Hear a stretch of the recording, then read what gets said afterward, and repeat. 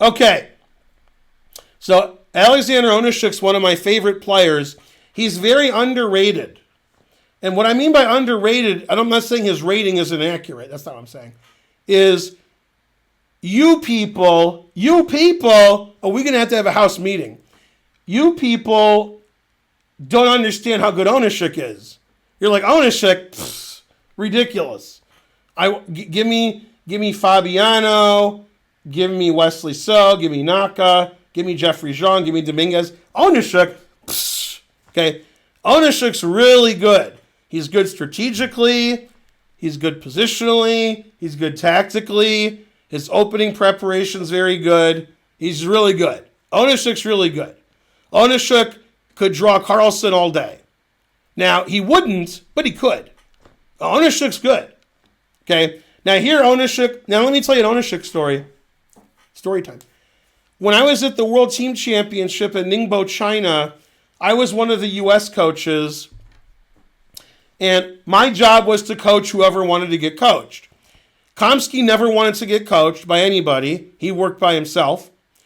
And I coached Schulman one game, Onischuk one game, Hess one game, and Yasser for like 6 games. Yasser was the main guy.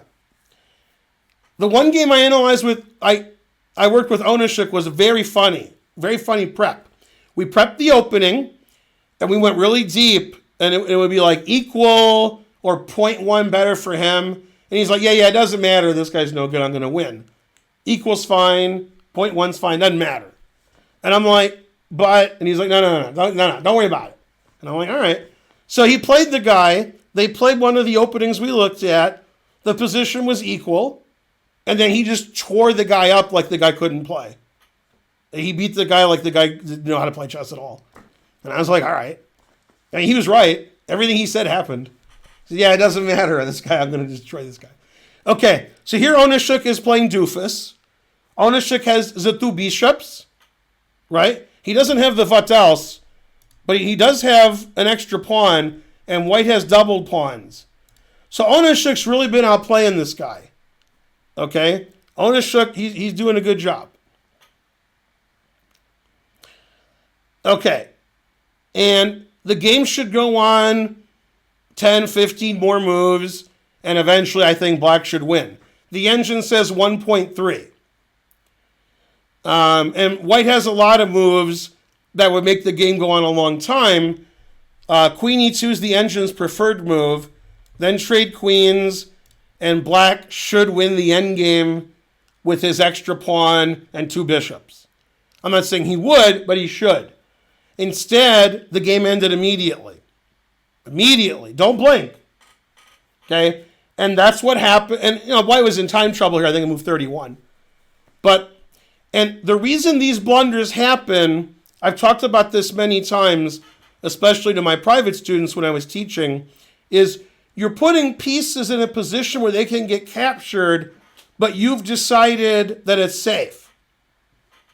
So an example would be, if you're the mob boss and you know there's a hit on you, there's 2 things you can do. You can be where they know you're going to be and get 1,000 bodyguards with machine guns. You could do that. Or you could go somewhere they don't know where you are. You're hiding. Nobody knows where you are. Now, I know which one of those is safer. When they don't know where you are and they can't find you, that's pretty safe. When they know where you are, that's not as safe. So in chess, if your pieces can't be legally captured, that's pretty safe. When they can be legally captured, but you're like, no, I calculated it, everything's fine. Oh, I missed that move. Okay, I resign. You can't do that. And low-rated players do that all the time. They're like, this move is safe. Their opponent makes a move, they're like, oh, then they resign. And that's what happened here. Obviously, it's brilliant, or I wouldn't show you. But it is brilliant.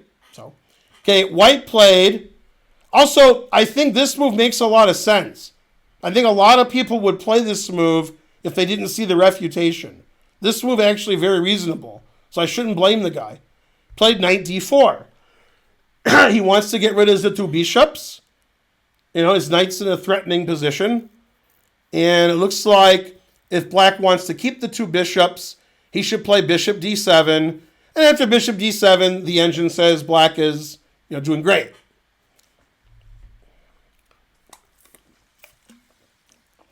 And Onischuk said, "You will know my name is the Lord when I play this move." And the guy was like, "Well, based on my name, we have different lords, but all right." Oh. Never give up. Hey, Indo Queen. Anybody? Why do high-level GMs go to normal GMs for coaching and analysis? If you've watched sports before, which you probably haven't, soccer, basketball, American football, baseball, hockey, did you ever notice the coach and the other coaches on the team aren't as good as the players? No? Tennis? You think the tennis coach is better than the player?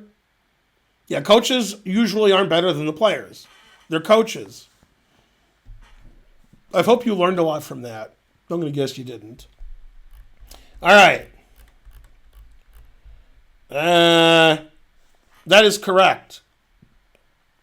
The guy's engine told him what to do, and he's like, there's no way he did that. Yeah. And then he played a move that Onischuk first saw many years ago before you were born in the game Gotcha versus Bitch. Bam! Oh, no, he didn't. Oh, yes, he did. By the way, this is reminiscent of a previous tactic we looked at when white played bishop c3 and black played knight c3, rook c3. I'm sure you remember that.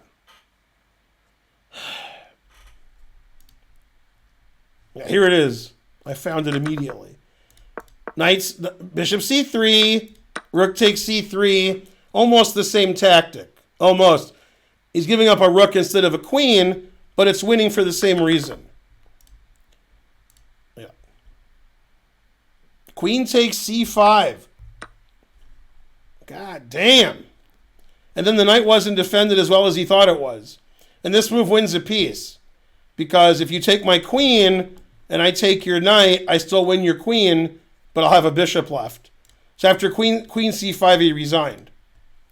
And, the guy with white, with the exception of maybe Peter, is better than you.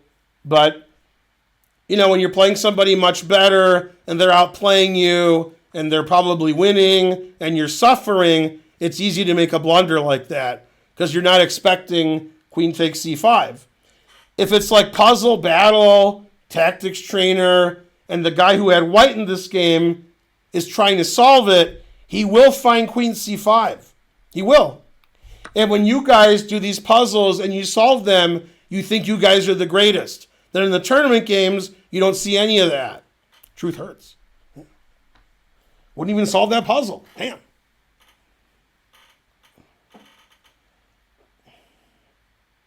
That's the truth. Remember, chess is not easy. Yeah, Onischuk's really good. If Onischuk or Jeffrey Zhang make a deep run, I won't be surprised. Onischuk's better than you guys know that he is. Now, obviously, he's old now, but he's run like the triathlon, or he's one of those athletes that swims and runs and bikes and dances and does backflips and spins in a circle and then keeps the position for hours, the plank position. He's one of those guys. Yeah. Yeah, he bikes and swims and runs. What's wrong with him? So he's in good shape. Yeah. Dance in front of the mirror, right. So it's funny, Jessie February posted on Twitter, she said, "Do you know who this guy is?" when she was in Sochi today, and posted a picture of her and Eric Rosen. Right? And Eric Rosen responded with, "That's the guy from my mirror." So, there you go.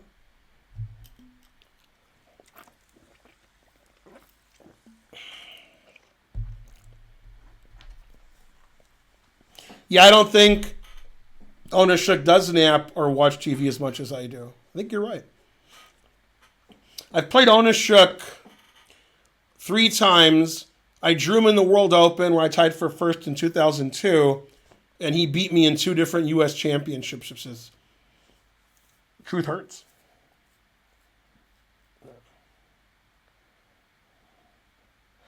Well, I don't think Jeffrey's going to win the World Cup, but Jeffrey's good. Also, Onischuk's good. Knight e6 is legal. There's no doubt about it. Then queen takes queen check. Pawn takes knight. Resigns. Yeah, that was a really nice move. Queen c5. It's nice unless you have white. When you have white and the guy does that, you're like, why am I playing chess here? This isn't fun. Yeah.